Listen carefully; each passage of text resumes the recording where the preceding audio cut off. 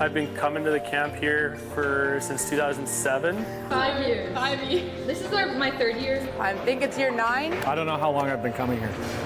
It's been that long. Coming here has really made me the person that I am today. I don't really know. It's just like, I just feel like so comfortable coming here. Making memories with my friends is what I look forward to all year, and I just can't wait to get back on the island and meet new people.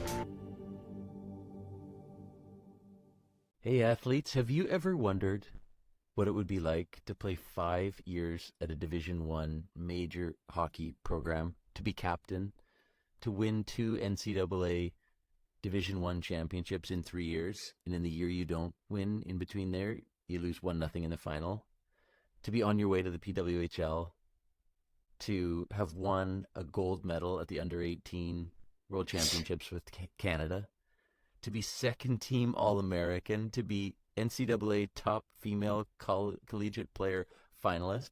Jenn Gardiner knows all about those things. Jenn, welcome to Prep Camp Diaries. Yes, thank you for having me on, Nate. It's an honor to be here and to share my experiences and how Prep Camp has built me into the player that I am, and how it's something that I've attended every summer and been through a lot of adversity along the way, of course, and had a lot of experiences, but I'm excited to share them here today. Right on. Thanks. It's so fun. I've watched you grow up through all of these stages, and there's a common thread here. Right now you have only 6 Canadians, at Ohio State. 3 of them have been to prep camp: Jenna Buglioni, Jordan Baxter, and yourself. All of you have played for Mark Taylor. Gee, let's give Tails a little shout out here. What's he doing there, and what's it been like growing up in that environment before you headed off to Ohio State that's been an impactful part of your journey? Yeah, I mean, Mark Taylor, obviously a longtime prep camp member and somebody who really shaped my entire future as a high school athlete. I owed everything to him, committing to college and finding Ohio State, and all of my development and my first accomplishment of making U18 Team Canada. That was all credited to Mark, and for the work that he put in, and how much he helped each of his athletes. So yeah, I'm really thankful to have had someone like Mark as part of my high school experience and my coach, because I wouldn't be anywhere without him. And yeah, awesome just getting to come back to prep camp each year and getting to skate with him, just like we used to in high school. So yeah, love Mark and couldn't say enough great things about him. That's awesome. You know, it started at the Comets, right? And then you moved with Mark to Delta. So this journey goes back to the early days of all of that as well. But I always noticed, right, even when you were in high school, you were a special kid, but you had a mature relationship with Mark, and you guys respected him, but also there was something about a real positive relationship. You guys could joke around as well, and yeah, I just admired kind of observing that from afar. How has that influenced you as an athlete and now captain of a program? Yeah, I think Mark definitely challenged a lot of us in many ways to not only just become better hockey players, but be better people. And he shaped me into a really great leader. And just starting in the Comets family, he really helped our team with a lot of successes, but more importantly, showed us the meaning of family and culture within a team. And yeah, always had a great relationship with Mark, and he's been somebody that I can count on still to this day. And yeah, he got to witness me play a college game in person this past season for the very first time. And same with his co-coach Vaughn from our Comets team. So yeah, it was really, really exciting to get them out to a game and to finally, yeah, be back in the same rink with them. So a very special relationship with Mark, and he's definitely somebody I hold very close to my heart and will always be thankful for him. That's amazing. I mean, you guys have a great atmosphere there, but to have, I think they were on tour with their team, right? And they worked that in where they could come in and see you all play. Oh, Mark was, yeah. Yeah. What was that like to have him in the stands as captain in a big game, but also to know that, you know, just that human side that people want to know, are athletes thinking about those kind of things? What did that mean to have him in the crowd? It was special to have Mark there, and he brought the whole Delta team as well. So to that game, we were at the University of St. Thomas playing in that one, and then Vaughn and his wife actually flew out to Ohio a couple months later, so that's when they saw us. But it was special just to have Mark there after so long, and I know he follows every single game and every season, and he's always messaging me about successes. But just to finally have him in the stands, it was really an honor. Yeah. And I knew he was proud. So yeah, it made me really happy and grateful. Yeah.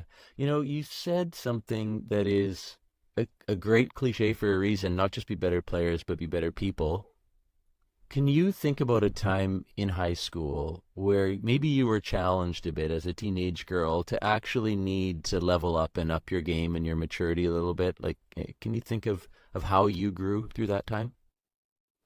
Yeah, I think there's nothing too specific that I can remember off the top of my head, but my first year when we were in grade 10 on the Comets, we had a really great season. We were going undefeated and had all these successes, and then we finally lost our first game in Prince George near the end of the year, and I think a lot of people started turning on each other and a lot of negativity within that experience. So after that, I remember Mark speaking to all of us and just saying it's not the end of the world, it's one loss. And I think that as young athletes, you're very competitive and you want that perfect record. But at the end of the day, it was better for our team and it helped us to win a provincial championship and create a better future and more well-rounded people, I think.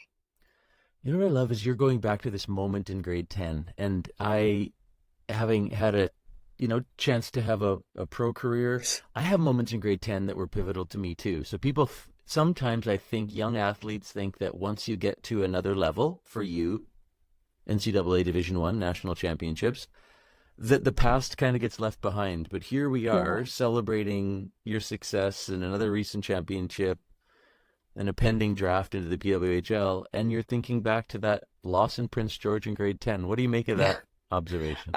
Yeah, I think I'm just a very passionate hockey player, so something like that will stick with me forever. And just with our team being so close that year and under the mentorship of Mark, that was my first season under him. So I think I had a lot to learn playing kind of from that minor hockey association the year before and jumping up to the major midget level. So that year specifically just stuck out to me. And that moment I will just remember. Yeah, right on. So you're just off a championship. You've got the pending PWHL draft coming up. I'm selfishly hoping that prep camp longtime coach Mike Summer, who's now coaching in New York, grabs you. But can you tell the young athletes what it's like now in this transition period? You got to play your 5th year at Ohio State because of COVID. But now, like, what's next for you, and actually just how does it work? What do you know about what's coming down the pipeline here? Yeah, I honestly don't know a lot. There's a lot of uncertainty. It's kind of I feel like I've always had a plan and I know where I'm going to be living within the next couple months. You commit to college, you plan for a year that you're going to go there, but right now there's just a lot of uncertainty, and all I do know is that the draft is coming up in just over a month here, and after that I will hopefully find a new city to call home. There's obviously 6 cities right now. So it's Toronto, Montreal, Ottawa, Boston, New York, and Minneapolis. So one of those cities will be called home. And I don't really prefer where to go. I think any city could be a great fit. There's a lot of great people. But I'm just really excited. And it is really exciting just to have a professional league and know that there's stepping stone to continue training for my dreams of playing in the Olympics one day. And I think it's just cool to get to play in a professional league in North America in front of our home fans in Canada, and tons of great just people along the way. And it's huge for women's hockey to have this.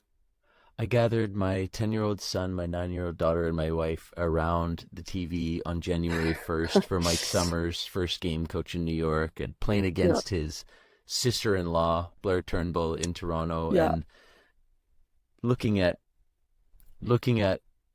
well, the last 10 years for you and Mike, you're on different trajectories but similar paths, and there was a few tears of joy shed there. Like, what does it mean to you to be at the ground floor of this incredible league? There's a good chance you're playing in this league a year from now. Yeah, I mean, as female hockey players growing up, it's your dream to play in the NHL. You think that that's practical and you don't want to be just like the boys, but obviously when it comes down to it, it's not realistic. So I think to have our own league and to have all these little girls who are going to be growing up and coming through camps like prep camp, just to see the league in play and get to watch their favorite players and see their female icons on TV and all over social media, and maybe go visit a game in person. It's just unbelievable and inspiring, even for me who's going to be playing in the league soon. It's just inspiring, quite honestly. And to see my friends now in the league and just talk to them about how professional it is and how great of an experience it is to get to continue their hockey career. It's awesome. And again, as female players, we're used to having a day job on the side and maybe playing hockey as a different side gig. So just to have our full-time job be a professional hockey player is really special, and it's a huge movement in the world. And God, so many times I've said, Jen, are you coming back to prep camp? And you'll text back, best week of the year, Nate. Of course I'll be there. And I'll write back to you, Jen, you win national championships almost out of habit here now. Yeah. And it's just such an honor to see that. Whether I know part of you means it, but the accomplishments that you've had are just incredible. But what is it about just coming back to something that is familiar? And whether it's prep camp for you or it's another camp or a hometown for somebody else, what is it about kind of being grounded in something that's familiar that might help you with all this uncertainty that you've got coming ahead of you?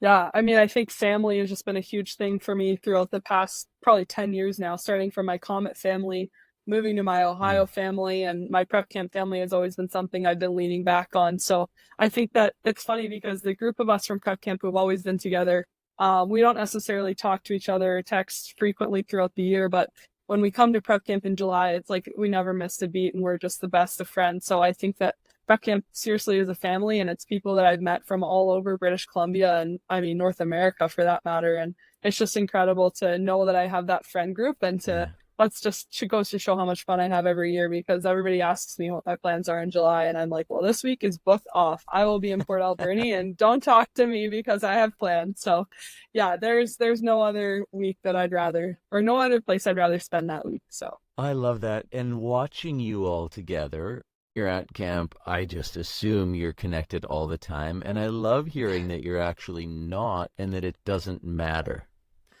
We worked really hard over the last year on declaring our camp core values. Like, what are our non-negotiables? What must happen at camp while we're busy getting kids on the ice and training? What else has to happen that's really important to us? And it took hours and hours and hours and hours of wordsmithing and deliberating. And one of those core values is connected and healthy communities. I mean, we've got goalie camp, we have referee camp, we have our female week, we've got the boys, we've got so many different things going on. And here you are talking about family and how it grounds you. It's one of your multiple families. So my question to you is, now that I share that with you, that's actually one of our 4 priorities, that actually happens. What does that mean to you? I mean, I can see it on a daily basis at camp. I think that like I said, family is really just a huge pillar of prep camp. And there's a lot of moving parts when you're in Port Alberni. There's people going from on ice to off ice, to putting their gear on, to being upstairs or on the track or going to the meal room or the dorms or whatever it may be. But I think that in passing, you're always saying hi to people, and everybody's got their prep camp merch on. It's like a week of just bringing hockey players together to have fun and not worry about anything else other than friendships and hockey. And as a young athlete, like, what more could you want than that, right? Like, you know you're going to make a ton of friends. You're going to make memories. You get to spend half the day in the rink and half out in the beating sun. And it's so much fun. And I seriously would recommend it to any young female hockey player growing up, because I don't think that there's any better experience. Thanks for that, Jen.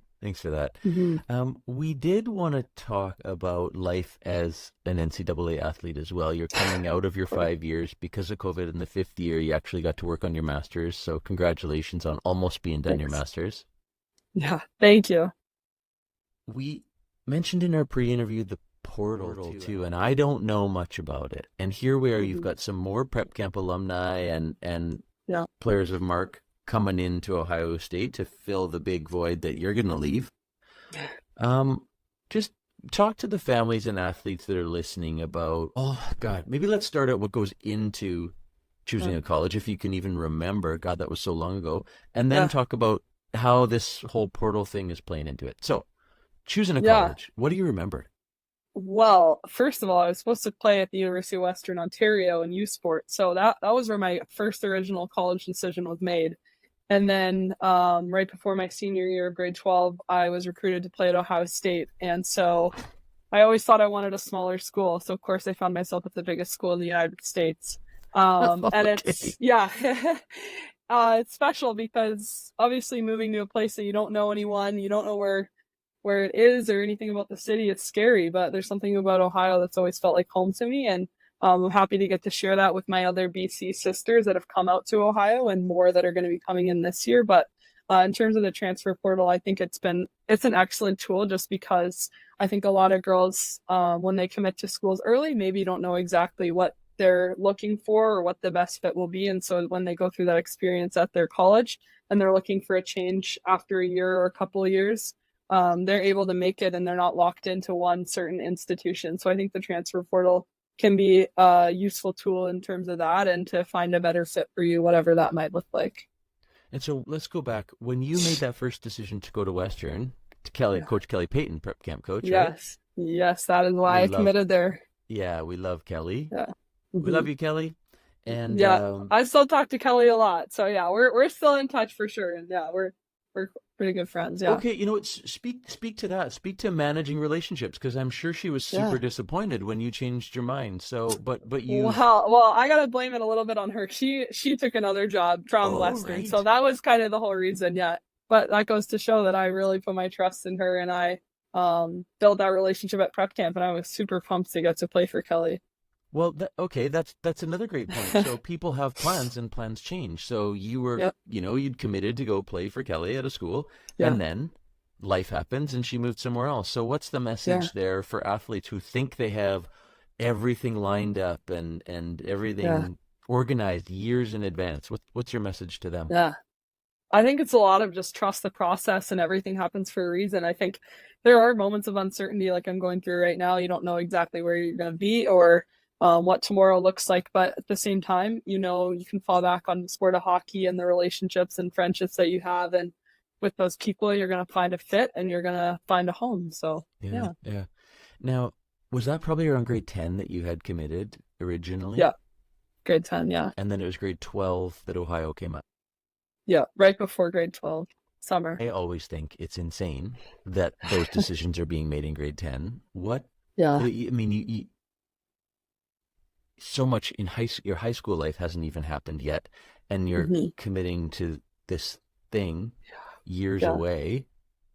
If you could have it any way, if you got to decide when a kid got recruited, when they could commit, what grade would it be in?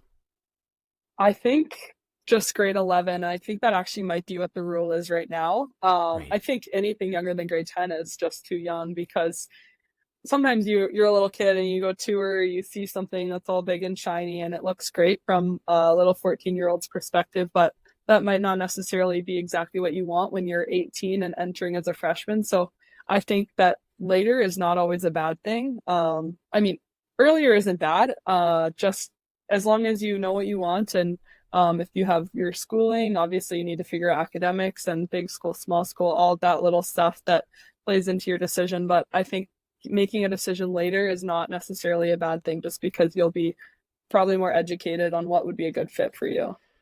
Yeah, grade 9, grade 10, those decisions were coming in. Yes, I think it has changed as well. And by the way, listeners, I am not an expert on this stuff. We're just exploring. So everything I say in this podcast could be wrong. However, what you just said, making big school, small school decisions, big shiny stadiums before you ever even taken grade 11 math, that's crazy. Yeah.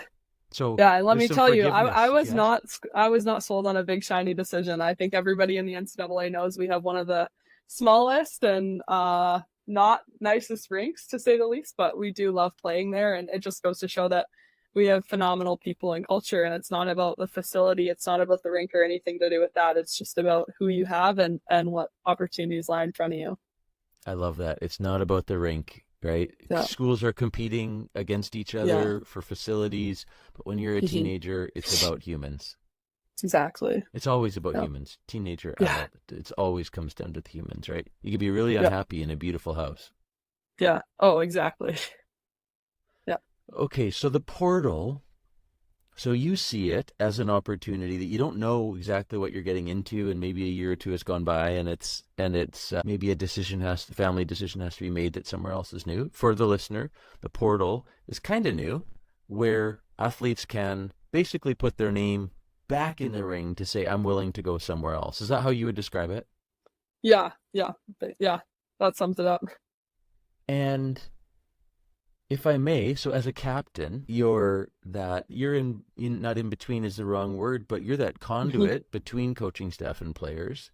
You have high expectations of players. Coaches have high expectations. How, maybe not even in your situation specifically, but in theory, how can it negatively impact? Like, let's say we're trying to have high expectations of athletes on the team, and if we push too hard, they just put their name in the portal. Is that a thing, or is that an assumption I'm making? Yeah, no, I think it's actually we've had quite a few transfers come through our program into it, and I think honestly I have nothing but great things to say.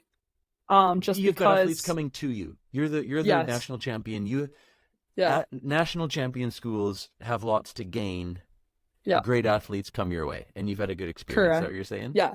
Yeah, absolutely. And like we've had tons of transfers come in, and I think that they just bring so much value, and there's so much pride in being a Buckeye. So as soon as people want to be part of that, it's like, we want you on board. If you want to be part of what we have here and you're going to add to our culture, I think it's absolutely a great thing. And when you get transfers, like, for example, this past year we had Kayla Barnes, who's a 2-time Olympian, Hannah Bilka, world champion. So wow. You get transfers like that. It's pretty easy to manage them, and they speak for themselves, and they were the greatest people and greatest addition. So when you have transfers come in with these resumes, all they do is add to the program, and I've learned a lot from all of them. So yeah, it's phenomenal. It's created a lot of new friendships for me. I can see that, and I'm sure it led to your incredible success. Geez, those are massive additions to the roster.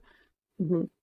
So, families who feel they've been promised something, I'm going to go to such and such a school, and I'm going to work my way up through the lineup, also now need to realize it's kind of like pro, where yeah, but we also might get 3 Olympians come in your junior year as well, and that's going to impact somebody else's spot in the lineup. So I guess that's just a current reality that families need to be ready for, and it's a bigger picture thing. Like, the whole package, school has to fit. There has to be more to life than hockey. Yeah. Because when those Olympians come to you, somebody else might be pushed down the lineup. Is that fair to say? Yeah, I think it just goes to show, I mean, we call it tryouts here every Monday. Every Monday at practice, it's a clean slate. And if you work your hardest and you earn a spot, then you're going to be playing and you're going to get what is given to you and what you earn. So I think that that's how it should work. And no matter what your resume is, it just matters how hard you work and what you bring to the table at OSU, specifically speaking for our school. So yeah, very clean slate and fair opportunity is given to anyone, but obviously it is the next level. And in the NCAA, winning and success is very important, and our end goal is winning a national championship. So whatever it takes to get there, that's what we're going to do. Yep, fair enough. Fair enough. Good perspective, Jen.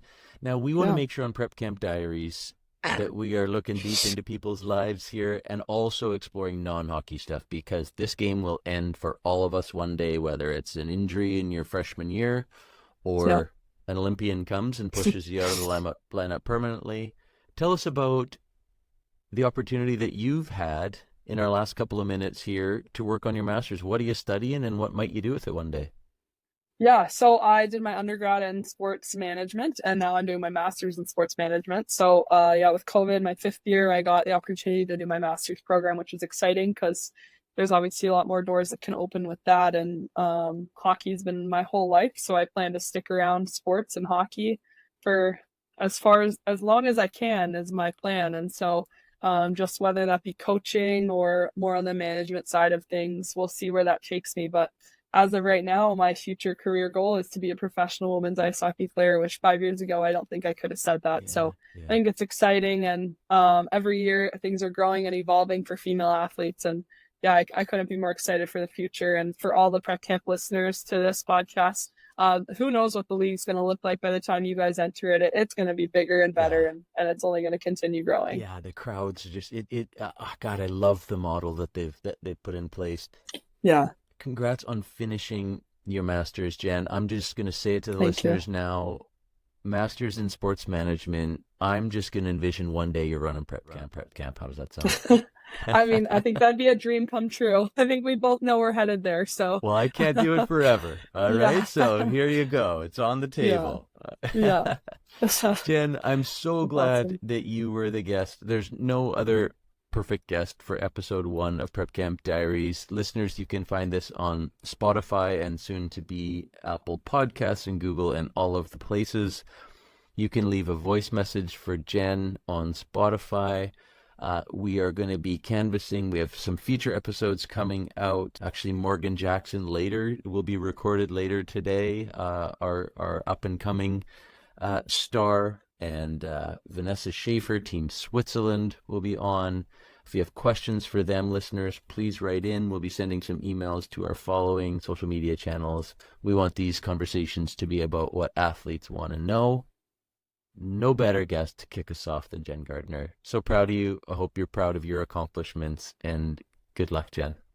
Absolutely. Thank you for having me on, and Prep Camp listeners, I hope you attend because it's the best camp ever, and you will regret it if you don't. So You will regret it You if you come don't. out. Right on.